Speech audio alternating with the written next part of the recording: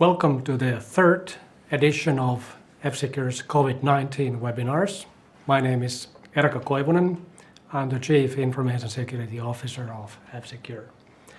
It is unfortunate that we have to meet in these circumstances, but let's try to make good use of the time that we have together.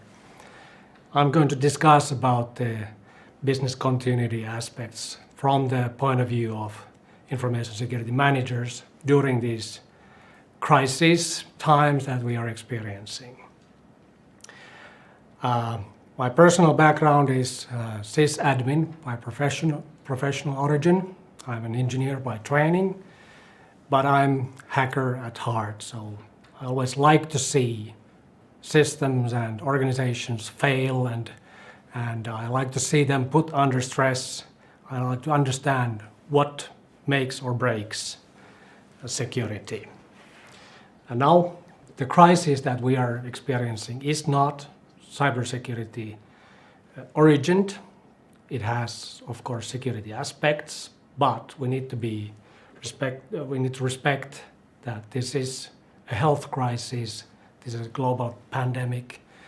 We're just experiencing a great deal of change that affects our information systems, our ways of working, our information processing, and of course it affects security. So the biggest change that we have seen in the past month is that we sent the majority of our workforce to work from home. So all the offices that we have built, and at least in the organizations that are so-called digitalized, we can afford having people work remotely. In the past, they used to do so when they felt that they needed to take care of their kids or travel. Nowadays, everybody's virtually forced to work from home. So that puts quite a lot of pressure under the information management. So the CIOs get lots of pressure to create remote working conditions. That means video conferencing, providing access to the tools and services from people who are not necessarily connecting to the corporate local area network. And that has quite a lot of security aspects to that. So it is not the security team's job to say no to those requests necessarily, but we need to provide safer and more secure alternatives to accomplish that task. So how hard can it be to change the company to work from home overnight?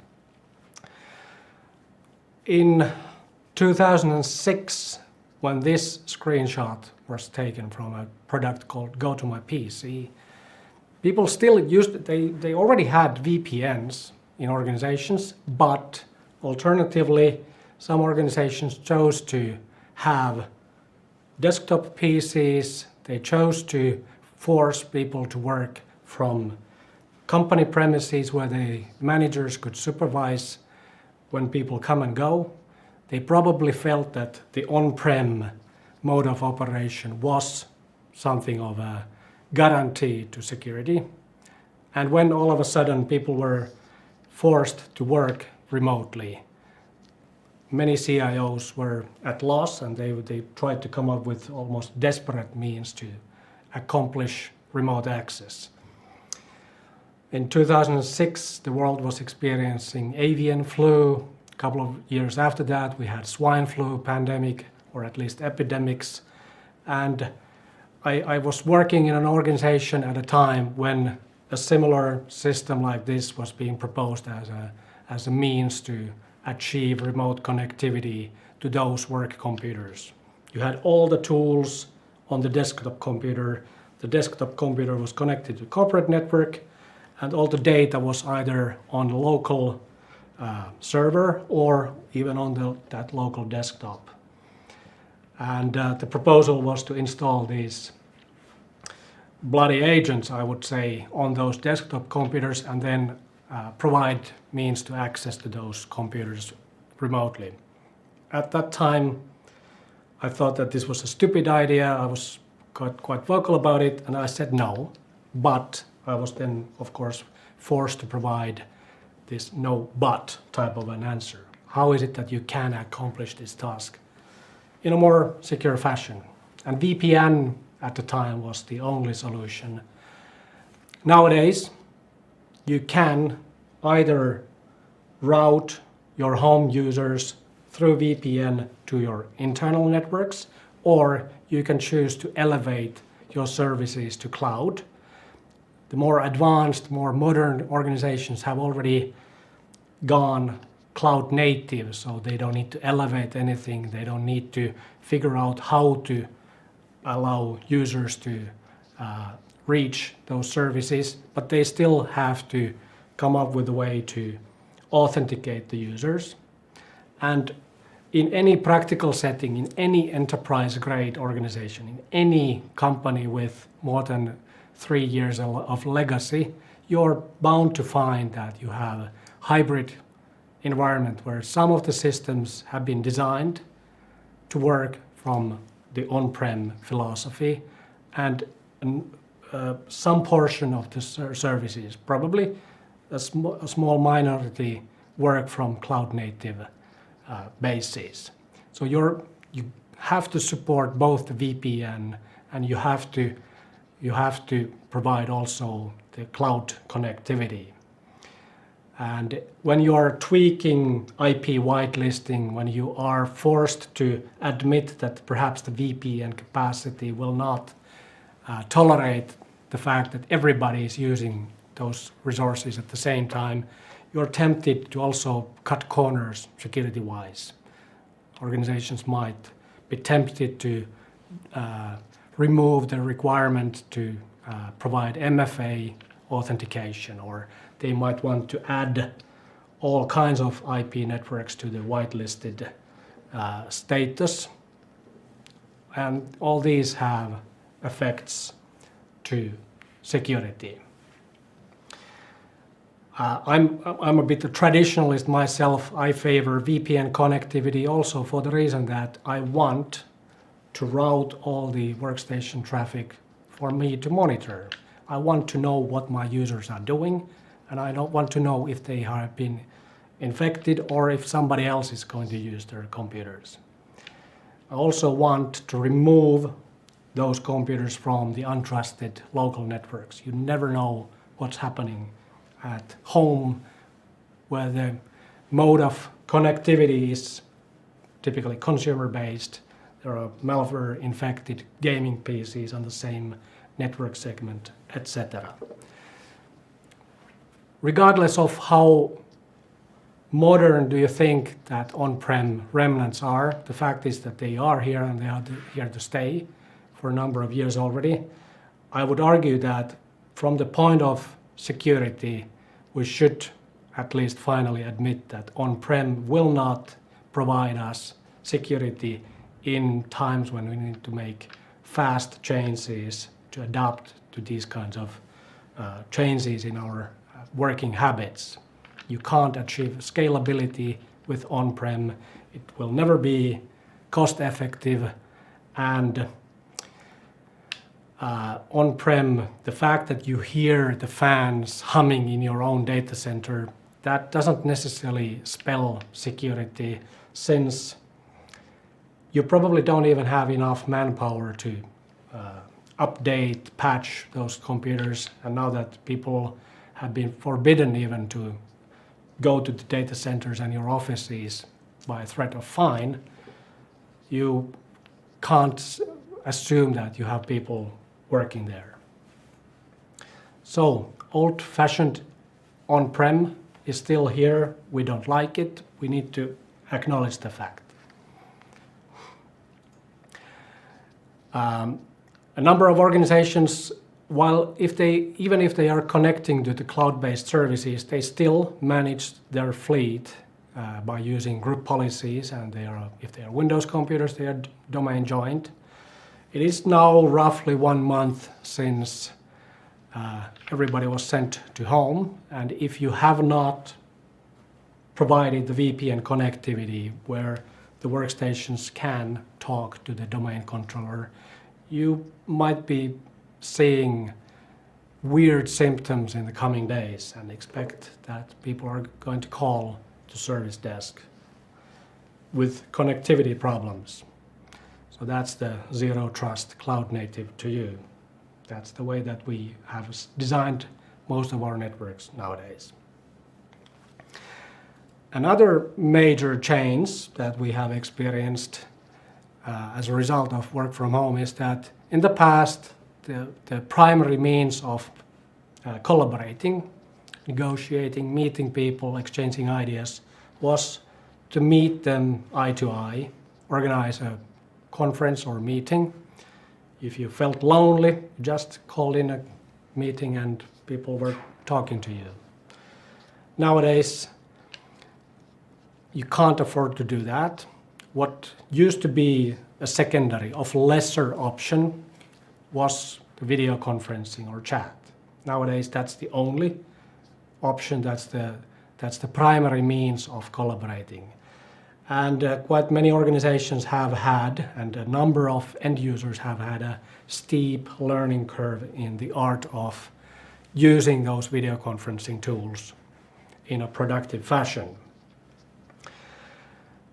And the information management, information systems management people, they typically want to control the architectural aspects of their estate. They want to choose which tools and products are supported, and then they assume that people will cease to use the unsupported tools. And all of a sudden we have a number of remote conferencing tools that are competing with their feature richness, their appeal, and I guess one of the most hyped solution nowadays is a tool called Zoom. And I've felt the Zoom effect myself. Our company uses Microsoft Teams, and we provide support for that. We invite our end users to utilize the features that Teams provides.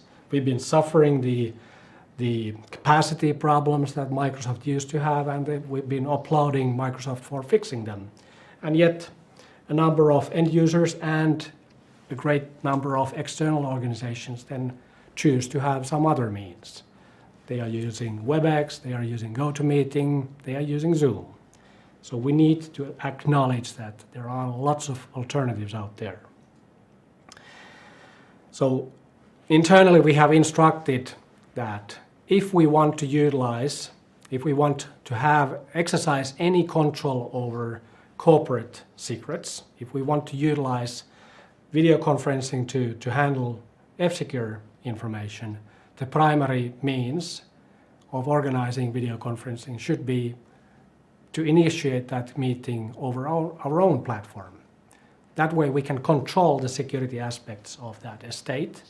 We can investigate if there has been problems, and we should have an ability to deny access to those resources from potentially hostile outsiders with a video conferencing session that is initiated on a third-party platform or somebody external's platform. We can't control any of those aspects. So that's something that we have been forced to explain to our own end users, and I'm happy to explain to your users as well. What I particularly, however, dislike with Zoom is, of course, the almost malware-like functionality when it comes to installing the clients. So whenever we are utilizing these third-party tools, we would want the footprint, the installed footprint over endpoints, whether it be mobile or workstations, to be as little as possible.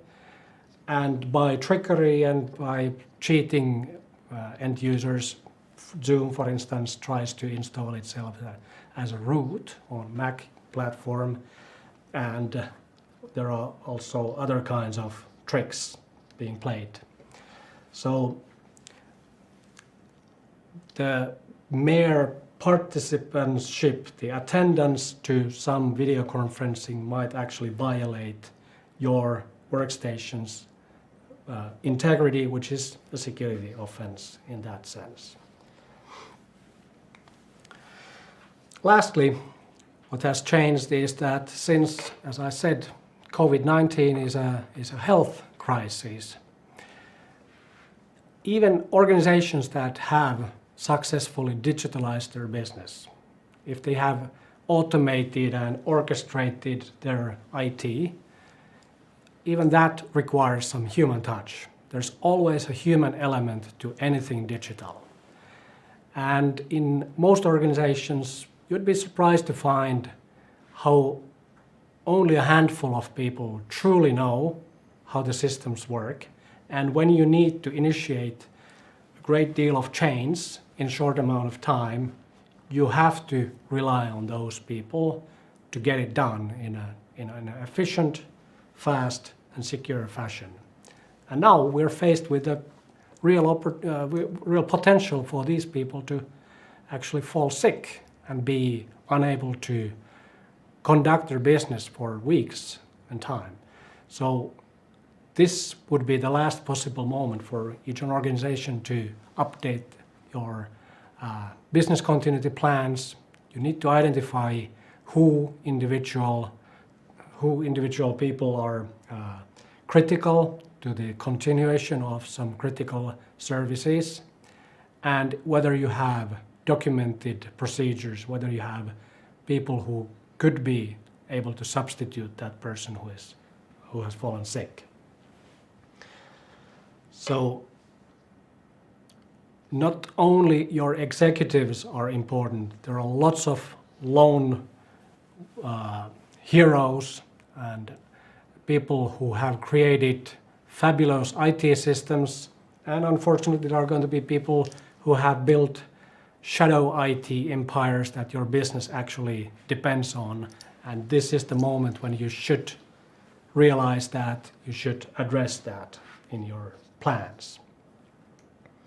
Moving forward, now that we have acknowledged that something has changed and we have been forced to change our infrastructure in a short amount of time, that exposes us to new kinds of threats, and we just need to cope with it. The most powerful tool, I guess, at my disposal is my ability to go to anybody in my organization and ask them to explain what is it that they do. Why is it that you have chosen this and this? I can ask stupid questions. I have a whole team asking those stupid questions, from higher ups and to individual developers, individual sysadmins, individual service desk people. We want to understand why certain things have been done in a certain fashion.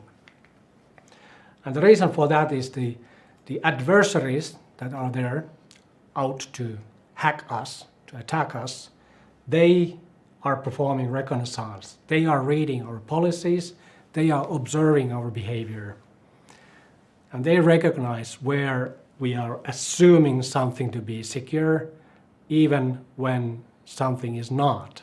So the assurance that we expect to be there probably isn't, and these hackers, they are clever people, they know. They can recognize the soft and weak spots in our security posture. Hacking is an art of turning an asset to perform in a fashion that the original designers and end users and maintainers never were able to imagine. So hacking is effectively an attack against assumptions, and we need to acknowledge that. If we don't, our information security management system basically is run on folklore. We kind of assume that somebody made the decision. Perhaps that person was knowledgeable, perhaps that person was responsible, perhaps somebody took a look at this and that. So in an organization that doesn't ask those questions and doesn't challenge the assumptions, you're basically running on folklore. These are typical situations. These are something that I've encountered in my professional life. Not that uncommon to see a service, a server, or a network that nobody knows who operates it anymore. Everybody has a good memory of the person who set it up and ran it, but that person has left ages ago.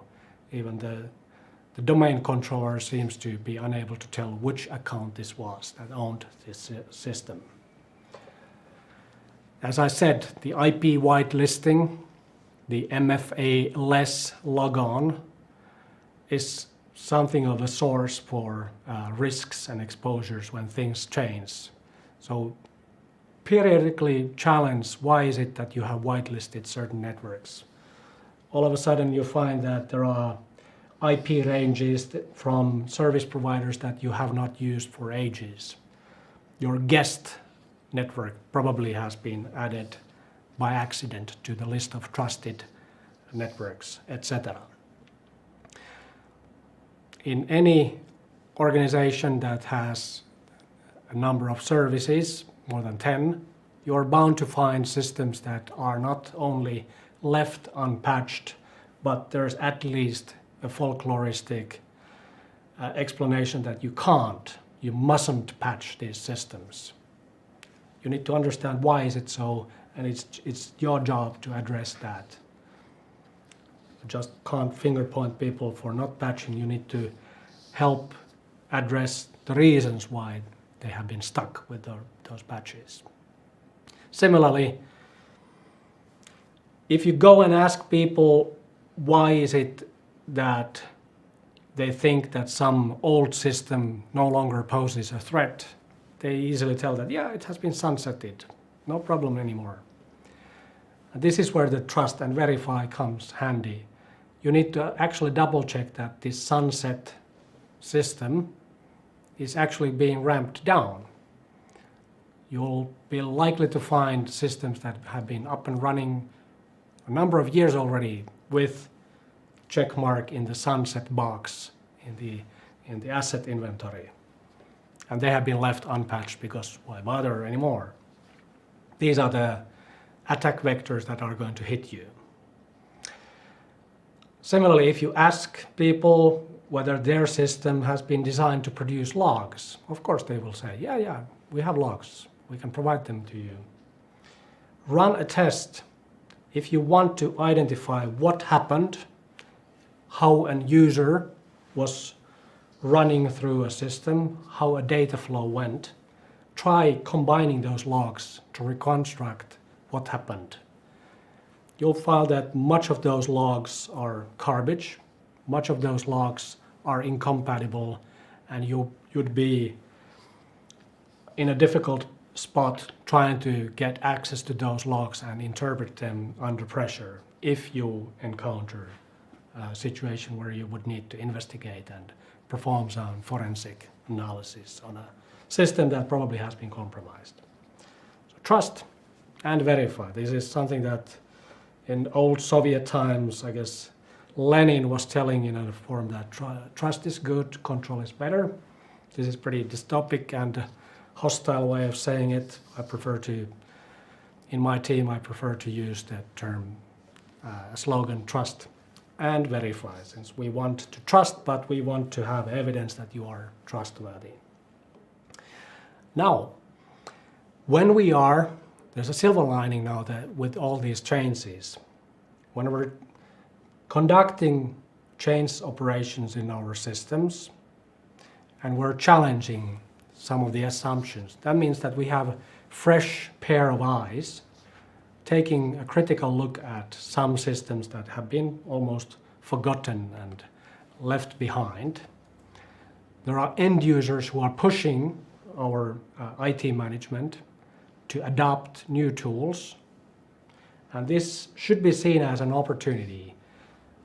We should be able to sunset and even destroy some of the legacy systems that are no longer cost-effective, they are not scalable, and they probably are no longer up to the security requirements of ours. If we replace something old with new and cool and possibly something more secure, that is always a win.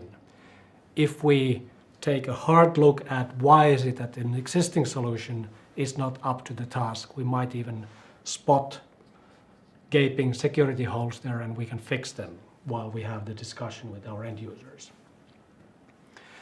So in our organization, we have adopted this method of labeling all the changes that we have been forced to make in our systems and all the new systems that we have been forced to deploy at a short notice with a tag with a label called Corona exceptions. So in our ticketing system, there's a Corona-exceptions flag that you should create whenever you do something that you assume to be temporary, at least something that you cut corners in terms of analyzing the security and architectural aspects of that solution.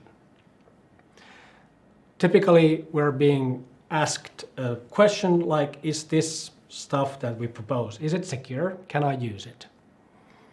And this is a surprisingly difficult question to answer. And this requires pretty intimate knowledge of why and how do you intend to use it, how do you expect others to start utilizing that tool, and whether we have any control over that system.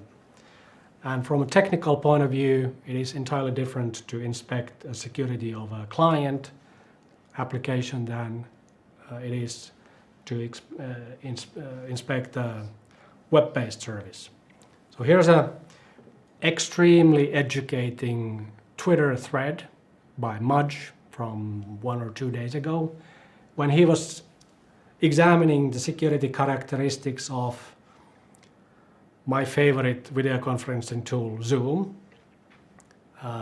So this is a Linux edition of their client, which turns out that even if you are unable to identify specific vulnerabilities to exploit, you can immediately tell something about the security culture of the company that is producing that software. So even with this type of a quick glance and by exploiting the investigation done by somebody else, you can infer something about the software security professionalism and culture of at least that team that creates this Linux client. You can infer something about the credibility of the vendor. And that way you can, from a security management point of view, also cut corners. And you can assert that probably this tool would require some additional security controls before we take it into use. And at least if we are going to replace something with a new cool tool, we would want people to also accept the fact that we should kill something old at the same time. So having these discussions with end users, it might be sometimes pretty frustrating, and when under business pressure, the end users don't actually see security to be as important as you. So all of a sudden, your job wasn't as important as you assumed. This is the CIA triangle, or information security prism, that people like me typically try to fit the world in. When I see something, when I'm being asked whether something can be taken into use, I try to picture myself like, what aspect of security is it that we try to protect? Are we protecting the confidentiality of the information? Is the availability of certain service important? And something that I absolutely will not give up is our ability to control the integrity aspects of our estate. Will this addition pose a threat to the castle that we have built on the sand? So is the integrity something that we can assure? Right. The Prism is quite difficult for a layperson to comprehend, so I've tried a different approach when I go and ask these why questions from my end users. Good way to start. This is, by the way, called Parkerian Hexad, which is an extension to the CIA triad, but you don't need to worry about that, and certainly don't show this picture to the end users. They will not take it lightly. Instead, ask a series of questions. Start with the utility. Ask your users to describe what is it that they want to accomplish. Why do they think that the tool that they are proposing is actually the best tool to accomplish that task? Do they see other uses for that? And more importantly, if it's going to be replacing something that is already in your portfolio, why is it so? Can we tweak and change the existing one instead of just adopting a new one? So the utility aspect is something that at least gets the flow of information and the exchange and the dialogue going. Typically, the next question that I ask is that how can we control the security aspects of that solution? In that framework, possession and control, I guess the possession leads us to think the old on-prem world, and that's, as we acknowledged already, that's old-fashioned. Let's not concentrate on that. Even with the so-called clientless, zero-footprint, cloud-native applications, we need to exercise some level of control. Can we restrict access? Can we bolt that solution to our IAM system to not only grant access, but also deny and remove access and user objects from the system? How does the access control work, by the way? Is the data stored in which continent? And can we control any of those aspects ourselves? If it's a freebie version, if it's a consumer-y or ad-based solution, you can already expect that there's very little that you can control. And etc. You can ask meaningful questions from all aspects of this Hexad. And by now, at least all the Europeans and I would argue Japanese and Indians and residents of California should already recognize that privacy is something of a topic, and you need to be able to verify that the service respects not only your privacy, but if you plan to utilize that tool to anything business related, how can you as a company, how can we as a company ensure to our clients and customers that by way of accepting this third-party service into use, we can respect their privacy as well.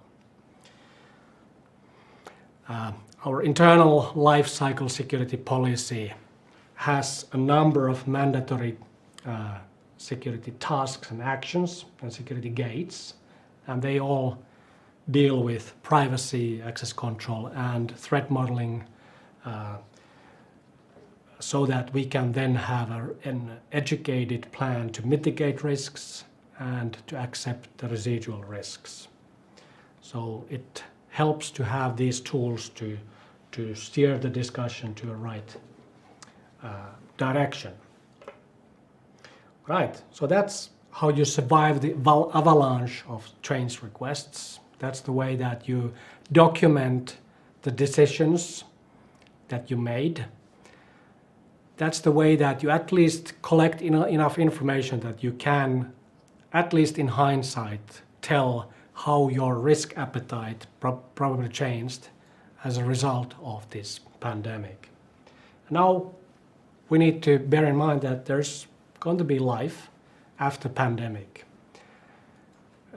We always plan for the eventuality that our business will survive after the pandemic. Most businesses want to survive, they want to even be successful. So those organizations that have been certified in terms of, let's say, ISO 27001 or some other security certificate They are regularly being audited by external parties, and those organizations that are not certified, they will be asked difficult due diligence questions by their clients and customers.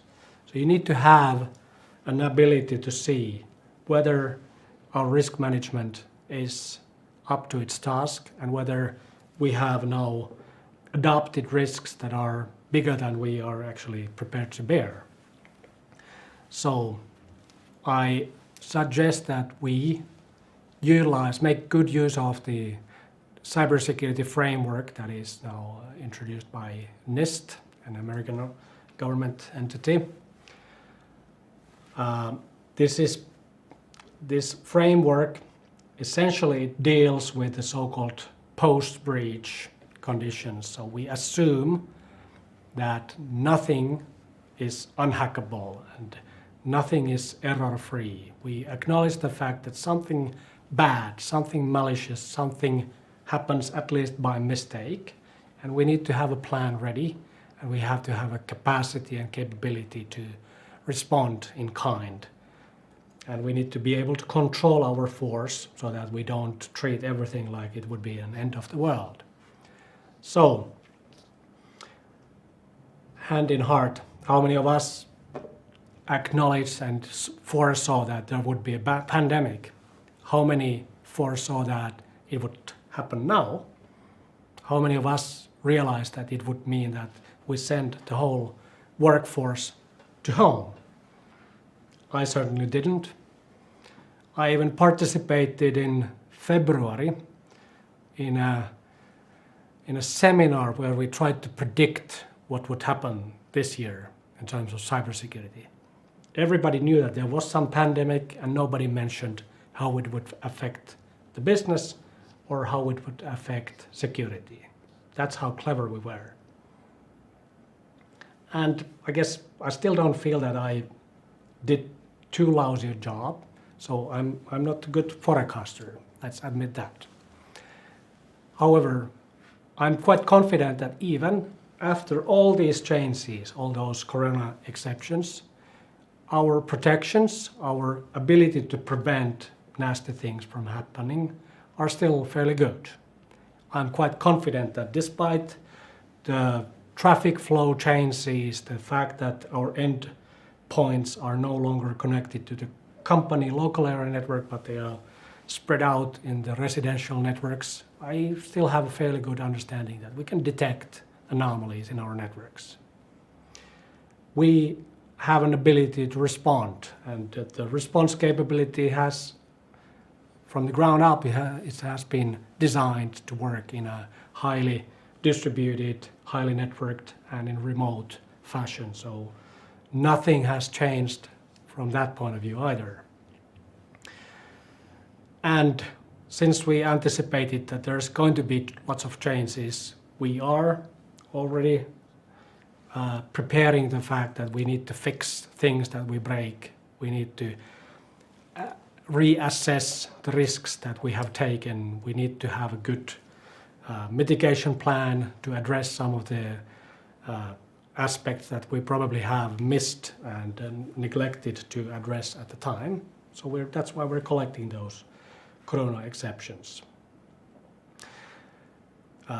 Nothing in terms of technology will save us. It requires leadership, it requires us to adapt to the changing situation, and it requires that we need to be agile in our ways of working. And that, I simply just can't stress enough that as information security professionals, our job is not finished when we consider information to be protected. Our job is to help business succeed, and our job is to help business successfully get past these exceptional times. We need to be there to help the business go through the rough patches in a fairly secure fashion, and we need to acknowledge the fact that something will give, and we need to be there to help. I know quite many of my colleagues have built their information security management systems so that they have procedures, they have documentation, they have everything figured out.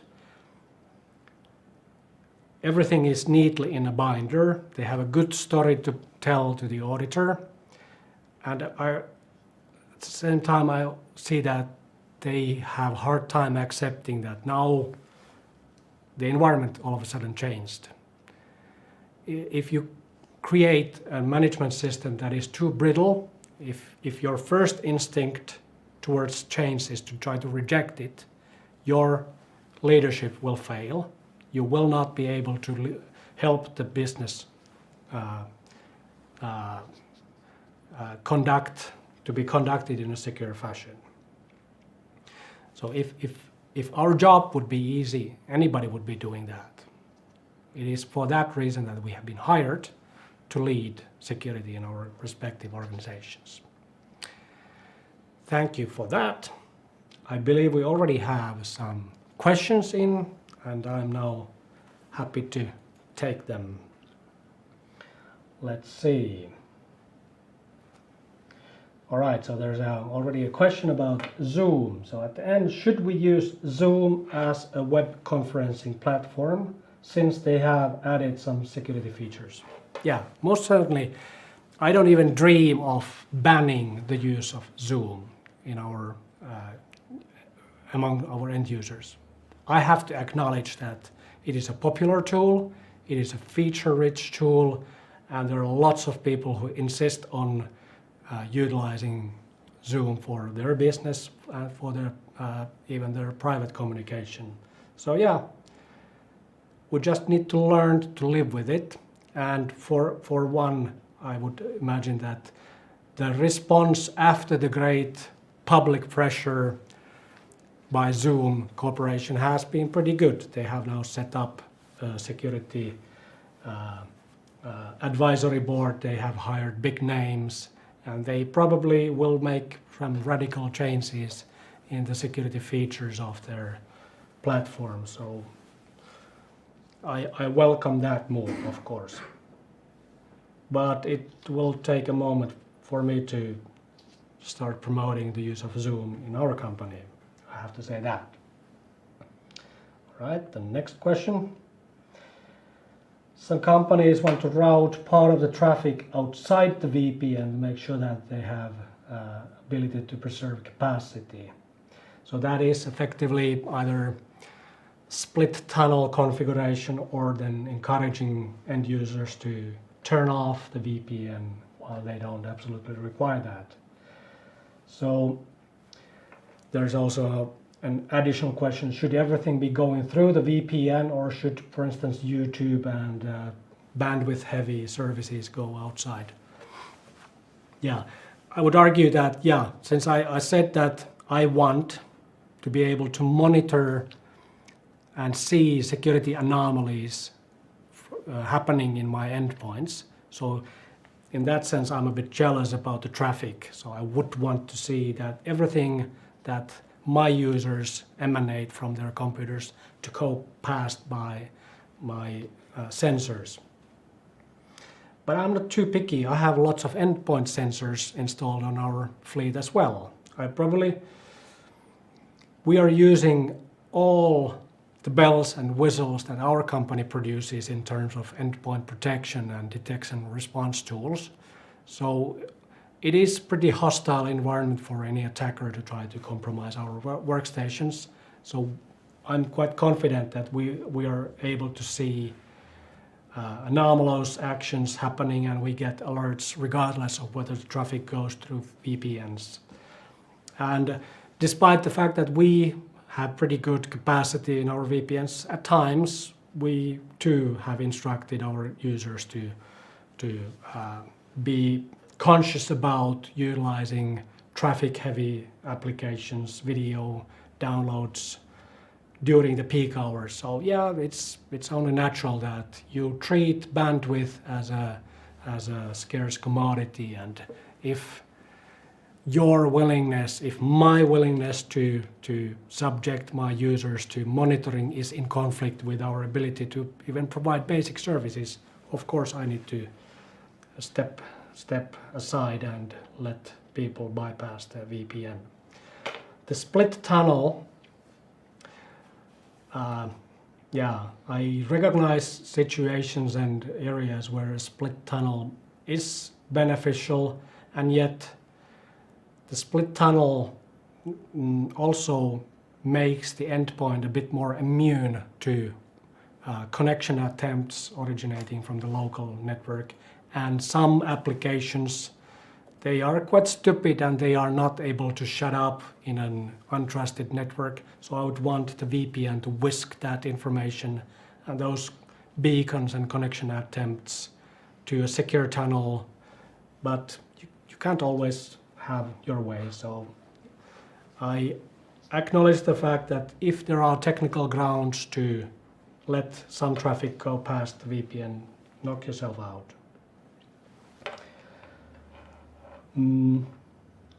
Then was COVID-19 crisis the biggest change to CISO's environment ever? If no, has there been anything as major happening like this?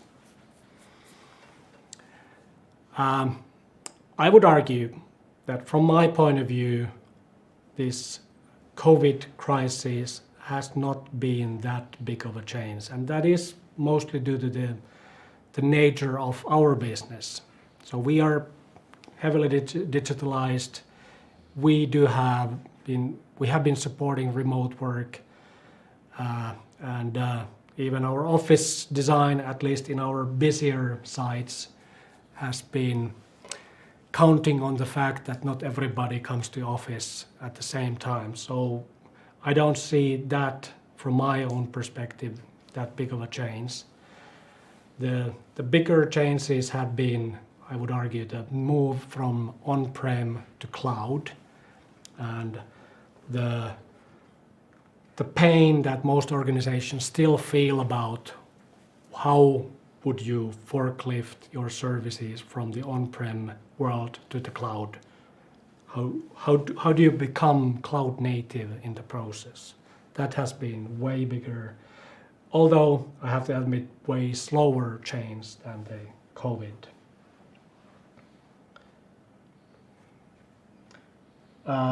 There's a question, is Windows Remote Desktop Gateway safe nowadays? I would not know. I'm a CISO for a good reason, and typically that means that not knowledgeable about technology anymore. So I have a whole team working for me to answer questions like that. Unfortunately, I'm not able to provide an answer right now. You mentioned you would, how we get back to Zoom. You mentioned you wouldn't ban Zoom. Is there something you would ban in the current situation? All right. A year ago, Zoom was in the habit of installing a web server on, at least on a Mac platform. So when you installed a Zoom client, you also installed a web server, web daemon. And when you, as an end user, installed that, it removed some portion of that tool, but the web server portion remained there, and it turns out it was containing a pretty serious vulnerability, which was exploitable remotely. So yeah, I would have removed from the whole fleet that particular component. And we were actually in the process of doing that, but Apple beat us to that, so they removed that component from the whole world. So in those kinds of situations, not only ban, but actively remove any remnants of a tool like that. And of course, there are situations and types of information where you need to be mindful of which tool, whose platform to use, and whether you can install something on the device that is managed by company. So if there's, let's say, government cleared, classified information that has to be handled in a certain fashion, hell no, I would not tolerate installing Zoom on that platform unless the client has cleared that specifically. Then, while concepts I presented are valid for today, shouldn't we rather think about concepts that fit to a world where we access IT in the cloud, like Google clients accessing Google services? Yeah, this is perfectly reasonable question. And yeah, if I would start building our company infrastructure from ground up, if I would be running a small startup, I definitely would carefully avoid building anything and accepting anything in our IT infrastructure and architecture that would not be cloud native. I would not want to have any on-prem remnants unless there's something explicitly requiring that, and I would want that requirement to be compensated quite heavily. So if, for instance, if I would need to work from a secure facility, which is basically on-prem mode of operation, I would be building that from a client who makes a requirement like that. If that would be entirely my call, of course I would be building cloud native applications, and I would be having as thin clients as possible because they're cheaper and there are less configurable, i.e. unsecure options on those devices. So yeah. However, I imagine that in 5 years' time, many enterprises will still be in a hybrid mode. They will never go fully cloud native, even if they wished, and we're going to be in a situation where we still need to factor in that there are remnants of on-prem and there are attack vectors that these on-prem and so-called old-fashioned systems still pose. So let's be realistic about that. You want to be idealistic, but you need to be realistic in order to succeed in this profession. All right, so I think we have now answered all the questions, although I just had one more. Before answering that last question, I want to remind that this was a series, third in a series of webinars. The first opening title was presented by Mikko Hyppönen, and last week's episode was delivered by Christine Beherasko. They were expressing and they were explaining the threat landscape, how this COVID-19 pandemic has changed the attacker's behavior. Now I was explaining what does it look like from my perspective, and next week our CEO Samu Konttinen will be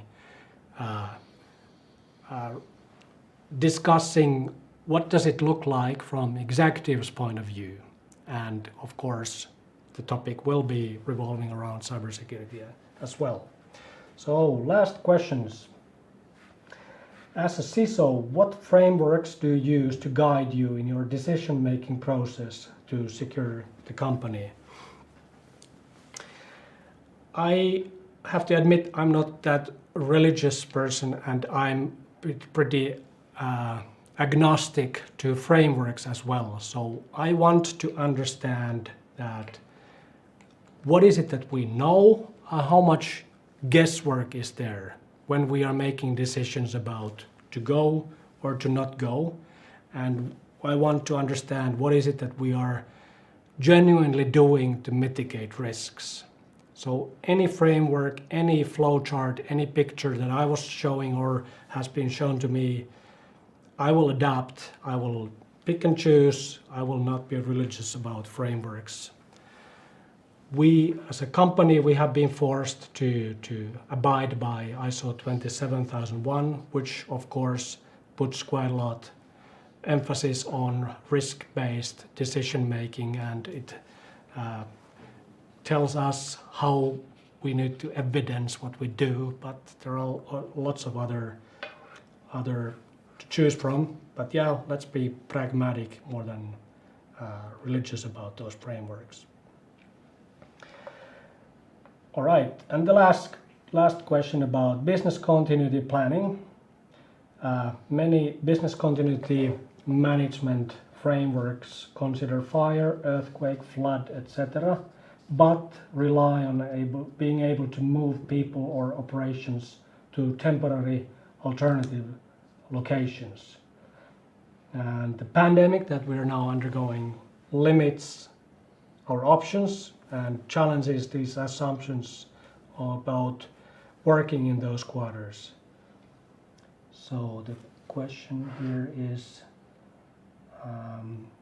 how do you recommend companies to redesign those PCP plans and to emphasize what to emphasize in planning for future in light of this?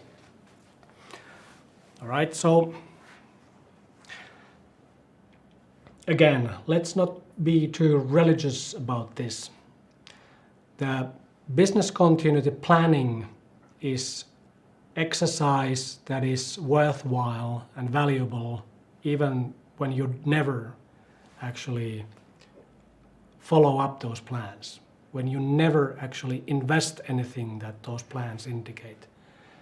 The planning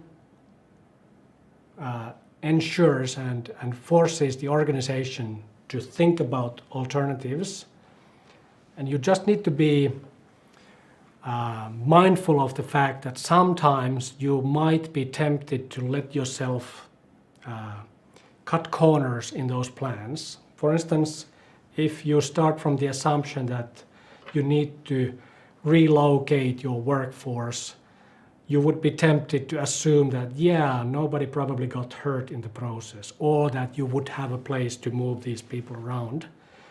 Even if you would acknowledge that, yeah, in a pandemic-like situation, there's no place safe. There's no place that you can equip for your workforce. And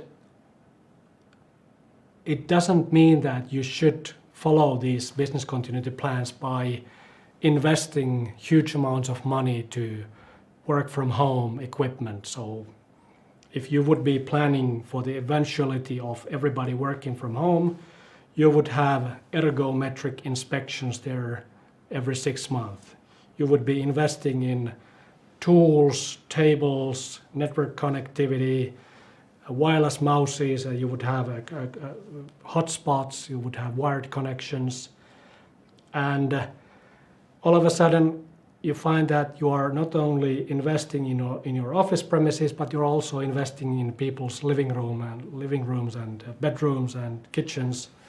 And there would be no end to the waste of money there. But the fact that you plan, you try to imagine what might be possible, at least acknowledges which people would you need to turn to when you need to make things happen. What ramifications you already do have when you try to implement any adaptation to the current situation. So my response is to not worry about those plans being never matched to the reality, but my recommendation is to keep planning, and at least now it's a good time to update those business continuity plans to reflect the current situation, bearing in mind that the next crisis will be way different. All right.